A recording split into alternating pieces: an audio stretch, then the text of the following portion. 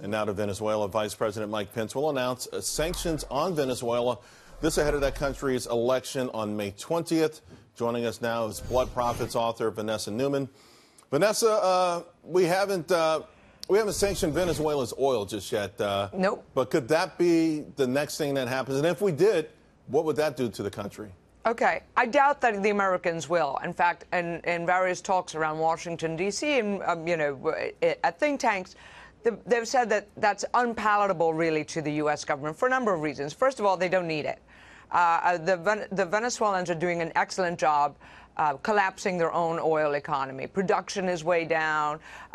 Employees have just left for lack of work, and they're actually stealing parts of machinery, and I mean like 4-ton pieces of machinery, which means large groups of people. So they actually can't produce that well. They can't pay people. So what the U.S. might do is they might sanction their suppliers, like diluents and bits that they need, that you can't sell the bits that they need to refine Venezuela's crude, which is particularly heavy and sour, which means it needs to be upgraded before going to a refinery, and it has a heavy sulfur content.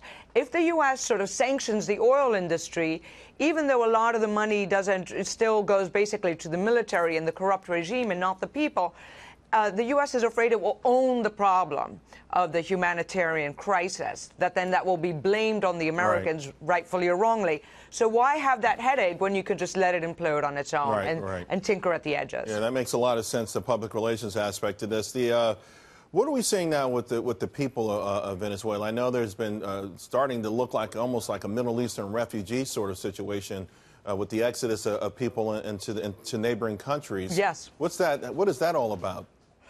Well, they're basically escaping poverty and violence and hunger. They have given up. Part of it is also they have not seen any effective opposition leadership. There is an opposition group, but they have been as rejected as the regime.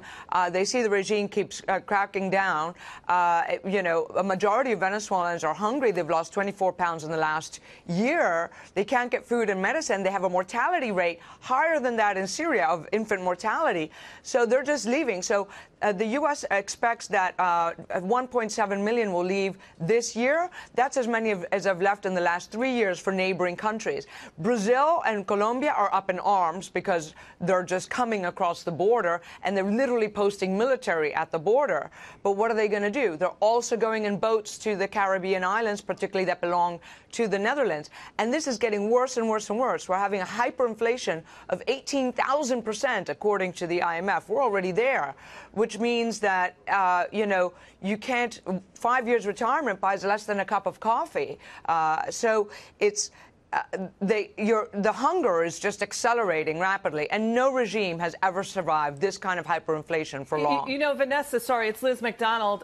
Sources in Venezuela say also that Maduro and Chavez gave the military the power over commodities, over the mining in the Orinoco Belt, and that's why the military will not rise up to get rid of Maduro. Is that what's going on? Well, that's exactly right. Is what has happened with the Venezuelan regime and why they're not the military isn't rising up yet, but the U.S. is sort of imposing more sanctions on people that fund money into the military, is because it's basically set up a giant system of corruption. They're in charge of the oil, in charge of the mining, and now in charge of the food distribution. So with this starvation, they steal 70% of the contents of boxes that before that have 5 levels of corruption before they even reach the people.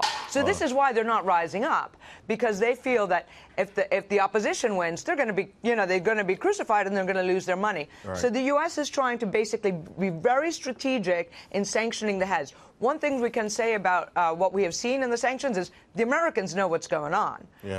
They clearly are well informed. America knows, and you know even more. And we always appreciate when you come on and share the expertise, although it's hard to listen to. Vanessa, thank you very much. Thank you very much for having me on. Always a pleasure.